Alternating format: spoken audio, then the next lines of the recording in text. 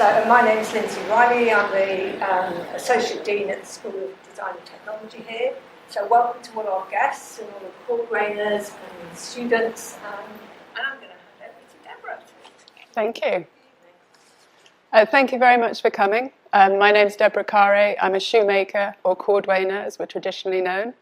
Today's lecture retraces London's shoemaking past from the medieval city of London to the present day through two connected themes, notorious shoemakers and notable shoes. But we're going to begin with the living craft. He does like me, really. Here I am with my business partner, James Ducker. Together we run the London bespoke shoemaking firm, Carre Ducker. We've been making and teaching hand-sewn shoes for over 25 years, which hopefully makes us notable, but not yet notorious. I'm also researching hand-sewn shoemaking as living heritage for my PhD. So tonight we're looking at the living craft from the inside out, through the archives, workshops, institutions and patrons that keep it alive. Before we get into that, we're going to touch on the tools that we use, because this is where the craft knowledge really lies, in the hands, the muscle memory, and through the gesture repeated at the workbench. Like all craftsmen, shoemakers have a very close relationship with their tools, and ours are nicknamed St. Hugh's bones. The story goes that on his deathbed, Sir Hugh gave his bones to the gentleman of the gentle craft, which is us, meaning shoemakers. And with those tools, through a process of over 200 steps, we make shoes and boots like these, using techniques that have gradually evolved over centuries. As the styles, the customers, the neighbourhoods, and the politics around shoes have changed too. The hand skills endure, but the meaning of shoes keeps shifting. So let's first retrace our steps to medieval London. Tonight, rather than looking at shoes purely through a fashion lens, I'm going to tilt it a little and think about shoes as evidence of power, wealth, and sometimes outright rebellion in the city of London. How the material, colour, height, shape, fit, or the maker signals where somebody stood in society. Shoes could show rank, gender, ambition, obedience, or rebellion. And we'll consider the shoemakers not as anonymous craftsmen, but as skilled workers, as business owners, as guild members, as political thinkers, and sometimes troublemakers. In other words, shoes give us a way to read power from the ground up. Many people think of Northampton as the natural home of British shoemaking, but really the story starts here in London. As many of you know, in 1272, the city was already a self-governing centre of power, with its own Lord Mayor. It was a port, a capital, the heart of commerce, and a royal stronghold. Its trades were organised through guilds, and the medieval guild for shoemakers is the Worshipful Company of Cordwainers, our co-host this evening. That meant shoemakers were not just craftsmen. They were crucial to structuring work, maintaining civic order, to wealth and city life. Cordwainer Ward embodies the system, preserving the memory of a world in which leatherworkers, tanners, and shoemakers clustered tightly together in one of the most commercially and politically significant urban centres in medieval England, tied to roots of movement, exchange, and empire. The word cordwainer itself tells us of its material history. It comes from cordovan, the fine goatskin associated with Cordoba in Spain, brought into London by the Crusaders. A cordwainer was someone working in high-quality leather, whilst a cobbler repaired and sold second-hand shoes, establishing a clear hierarchy, even in the language of the trade, new over old, fine leather over patched, and status over necessity. No wonder shoemakers are known as snobs. The guilds, or livery companies, also have a clear hierarchy, with the Great 12, the merchants, like the grocers, drapers, goldsmiths, and merchant tailors, at the top of the system that has remained intact for longer than any European dynasty. The values of loyalty to their fellows, good fellowship, and the promotion of charity and education were and continue to be central to the company's ethos. That ranking matters because it shows that craft was social and political, that Cordwainers had status, property, charitable duties, and influence. Notoriety can be about big personalities, of course, but it can also be attached to powerful groups, those who police boundaries, who start disputes, or attract suspicion because of the influence that they wield. And in the Cordwainers' case, notoriety often came through conflict, with cobblers, tanners, authorities, with anyone who challenged their right to control the trade. As early as 1387, pay and conditions were already a hot topic for shoemakers in the city, and that tension didn't go away. Across the following centuries, Cordwainers built up an impressive track record of run-ins with authority and developed a distinctly political edge. All through the 13th and 14th centuries, the tension between cobblers and Cordwainers grew, with each pushing the boundaries of what they could or could not be allowed to do. In 1395, things boiled over into what was described at the time as an unseemly fight in the city, very public and very embarrassing. The Lord Mayor stepped in and set them straight. Cordwainers were not to mend old shoes, and cobblers were not to make new ones. This is a perfect example of notoriety, that even a patched shoe could become a political problem. To understand why belonging to the Cordwainers Guild mattered, let's take a moment to imagine medieval life in London. The city was a walled enclave of narrow streets about the size of Regent's Park, packed with tens of thousands of people.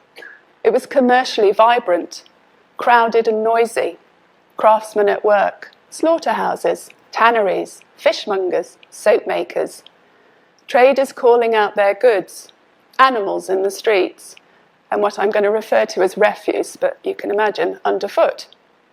Living life in such close confines was precarious, so the Cordwainers Guild wasn't just a professional trade body, it offered its members protection, belonging, and reputation as a city that could be harsh, unstable, and unforgiving. And what were the Cordwainers, the shoemakers of medieval London, wearing and making? They would mostly have been turn shoes, literally the shoes sewn together and turned the right way round. Straights, that's left and right shoes that we're used to, didn't become the norm until well into the 1800s. And shoes were of simple design, often with an open front and ankle strap. I don't know if you noticed how small the historic shoes are, those of you who've been through the archive, but it's partly to do with height. In medieval times, the average man was about 5'5", and the medieval woman about 5'3". Medieval footwear was also a world of extremes. Practical patterns and pointy poulaines illustrate this beautifully. Patterns lifted expensive shoes out of the filth of the street. They were practical, but also made class visible, literally lifting the nobility above everybody else. They were popular well into the 1800s and had their own guild, the Worshipful Company of Pattern Makers, which continues today. By sharp contrast, poulaines were extravagant, pointed, impractical, and explicit statements of elite leisure, worn by fashionable upper-class influencers of the day. The longer the toe, the clearer the message of idleness. Some were stuffed with jute, hemp, or straw to keep them pointy, and tied up with ribbon just below the knee to stop the wearer tripping. Not always successfully. Men suffered for fashion and status long before we did with stilettos. Recent studies have revealed that medieval nobles were prone to bunions, had misshapen feet, and fractured arms, presumably from tripping over their poulaines. This is where the history of shoes really becomes entwined with rules, regulations, and royal egos, and the toe of a shoe threatened social order. In 1463, a 21-year-old Edward IV decided that poulaines had gone too far. They were condemned as vain, immoral, effeminate, and socially dangerous. So he introduced the first of many sumptuary laws, that no one below a certain rank was to wear shoes or boots with toes longer than 2 inches, or about 5 centimetres. 2 years later, London shoemakers were banned from making them. Presented as a means of curbing extravagance, in reality it helped the king keep his subjects in their place, controlling social status and rank, and stopping them from dressing above their station. When Henry VIII took the throne in 1509 at the age of 17, his ascent heralded not only the start of the Tudor dynasty, but an entirely new shoe fashion, turning functionality into elite style. At Tudor court, footwear was political theatre. As a fashion influencer, Henry VIII championed a barefoot shoe equivalent of his time, the duckbill, cow's mouth, or bear paw, as it was nicknamed. These shoes were broad and square-toed, and could be slashed to reveal fine silk linings or stuffed until they reached absurd widths. They produced a distinctive waddling gait, which itself became a sign of elite display. Why did Henry like them? Possibly because they accommodated his painful gout-ridden feet. So what begins as a physical need becomes royal fashion, and royal fashion becomes power. The story of Richard Castell brings Tudor shoemaking to life. Nicknamed the Cock of Westminster, he was at the workbench by 4 every morning, something that James and I will try and do from now on. Despite being a very successful shoemaker, prosperous enough to own property, he continued at the workbench throughout his life. We can try and picture his workshop, a narrow timber-fronted building near Westminster, the bench close to the open doorway, apprentices sleeping above or in the rooms behind, and tools tucked away at the end of the working day. Whether Castell made directly for the court or not, court culture mattered to his customers, the courtiers, lawyers, and rich merchants who would have wanted to hold their own in the visual theatre of Tudor court. Socially, Castell sits in the middle ground of Tudor society, neither noble nor poor, but a skilled property-owning freeman. His story shows how close craft can sit to power without ever becoming power itself. This is my favourite bit. In the 17th century, the court at Versailles ran the European fashion show, with the Sun King Louis XIV at the forefront. Louis uses red heels deliberately, restricting them to his inner circle, so one glance at somebody's feet can tell you whether they're in, they're out, or they're trying too hard. The fashion spread across Europe, carried by courtiers, ambassadors, and aristocrats travelling to other courts. By the late 17th century, London's fashion-hungry elites were all in red heels too, signalling that they were in step with French style and quite literally walking in the Sun King's footsteps.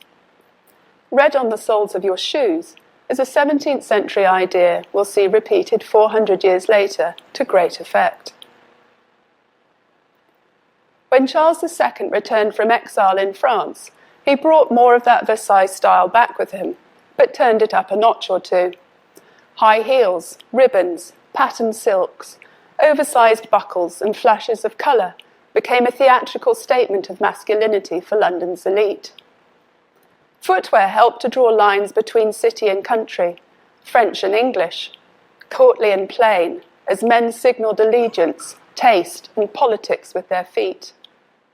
Around court in the theatres, that style is shown through coloured heels, bows, and sometimes red on contrasting soles. But beyond the city walls, sturdy English styles prevail, riding boots, low heels, and plain leathers that are popular.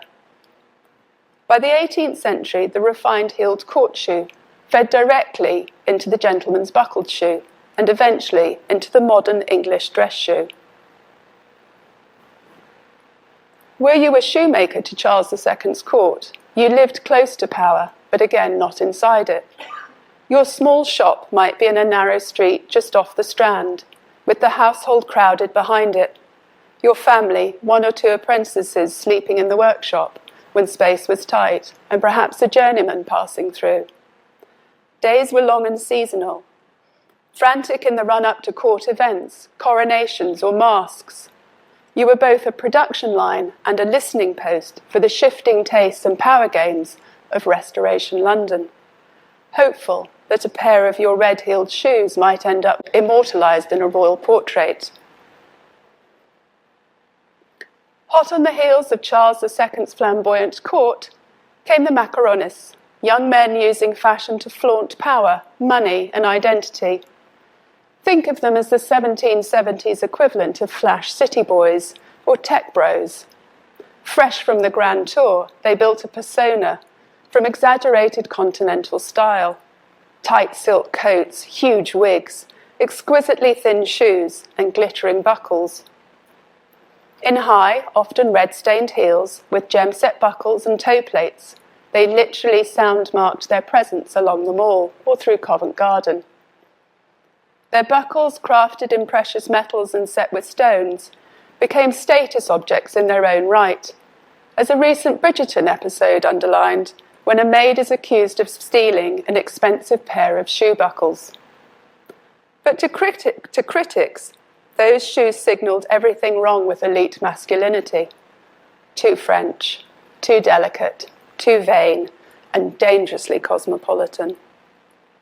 The same frivolous footwear that signalled status to the wearer became proof in caricature that these men were too busy admiring their own buckles to defend the nation.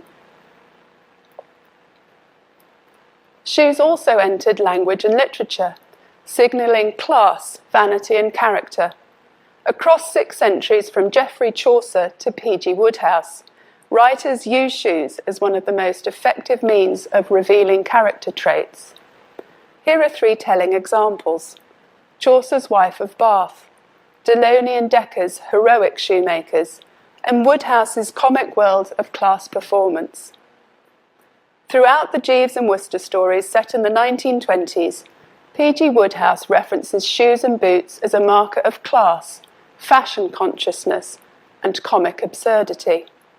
With endlessly inspected spats and patents, the state of a gentleman's shoes is a running joke throughout his writing, commenting on the fragility of gentlemanly authority and the privilege of impractical fashion. Taken together, they show what an effective barometer of society shoes can be. Like Wodehouse, Chaucer is a sharp satirical observer. As a senior civil servant embedded in court life, at one point he was controller of customs on wool, skins and tanned hides in the Port of London. He had plenty of real experience to draw upon. Think of him as the Armando Iannucci of his age. Sharp class observation, strong regional voices, plenty of physical humour, where characters casually reveal or completely destroy themselves by what they say. In the Canterbury Tales, the wife of Bath appears in shoes full moist and new, i.e. soft, supple, and unworn. In a world where most people wore shoes until they fell apart, a new pair of good leather shoes is an instant sign of means, but the detail marks more than wealth. It hints at the power inside the marriage. Under medieval common law, a married woman's property was controlled by her husband. So if she appears in fine scarlet hose and new shoes, Chaucer's audience would get the sly hint that perhaps it's the wife who has the power in the marriage, turning her marriage to her material advantage. Writers Thomas Delony and Thomas Dekker give shoemakers the power with their own mythology. They take us onto London streets, into the shops of citizen shoemakers and apprentices, where boots, benches and shop fronts all register the rise of mercantile power in the early modern city. In the hugely influential The Gentle Craft and The Shoemaker's Holiday, the shoemaker is witty, skilled, socially mobile and central to London life. Delony writes affordable, accessible books for literate artisans and trading classes. He tells them that their work is noble, their history ancient, and their place in the city earned. A message that resonates in the expanding commercial world of late Elizabethan London, much as Chaucer's portraits of merchants and artisans had earlier given London's middling people a place in poetic imagination. Decker's central character, shoemaker Simon Eyre, becomes Lord Mayor through hard work, luck, and a bit of risky dealing. Alongside the comedy, his story shows that craft has dignity, that trade can create power, and that London's trades deserve a heroic story.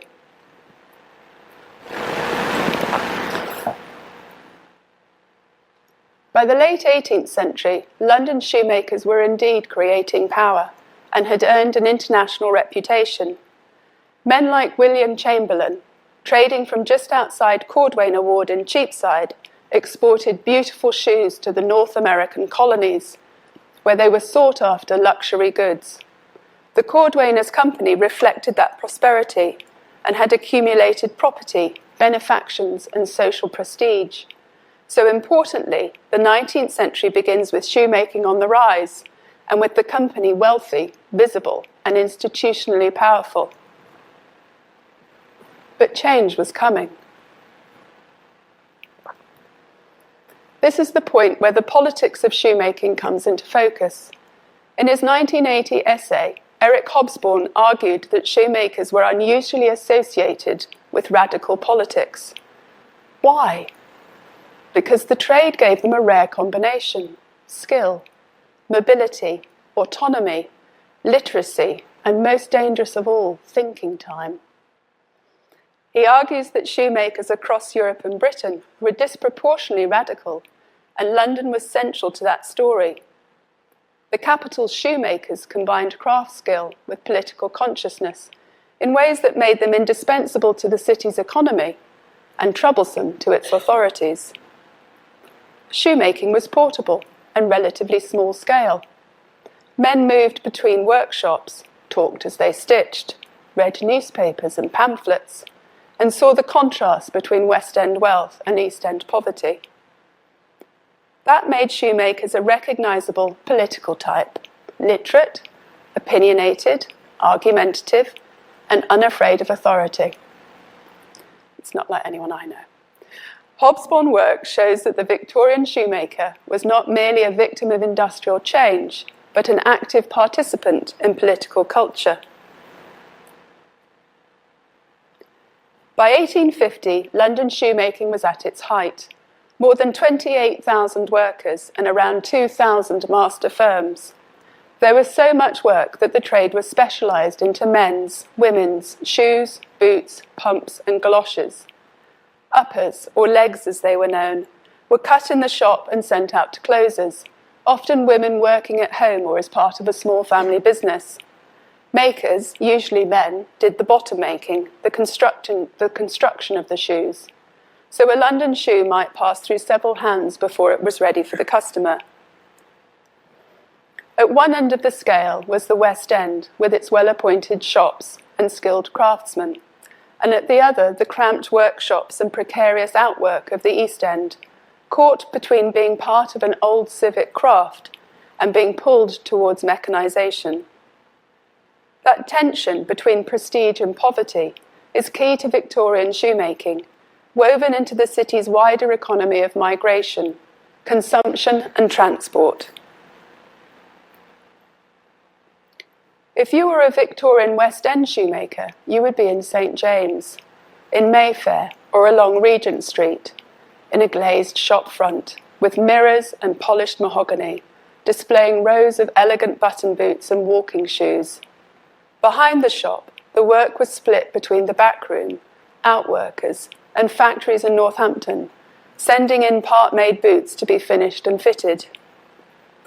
Your business sits where artisan skill meets retail, a gentleman shoemaker with apprentices, clickers and makers, reading the Times over breakfast, and serving aristocrats, professional men, fashionable women, and the expanding middle classes. The Great Exhibition of 1851 was a wake-up call to British shoemaking, revealing hot competition on the international stage. It was a tipping point in attitudes to mechanisation, and from then on, machine after machine arrived. Singer's sewing machine, Blake's soul stitcher, pegging and riveting machinery, and finally finishing machines. Factories needed skilled operators, so experienced craftspeople were drawn out from their small workshops and into the industrial systems. As the geography of the trade shifted, so too did the Cordwainers' grip on London shoemaking. Although they remained wealthy and symbolically important, their practical control over the trade was slipping. During the 1870s, the government questioned the relevance of all livery companies in the industrial age and challenged them to apply their wealth and energies to productive public purposes. 16 livery companies responded by joining forces to found what became the City and Guilds of London Institute, a technical and vocational college offering accredited qualifications. In 1897, the Leather Trade School was founded in Hackney, supported by the leather sellers, the Cordwainers, and the Boot and Shoe Manufacturers Association. Eventually, this developed into Cordwainers Technical College.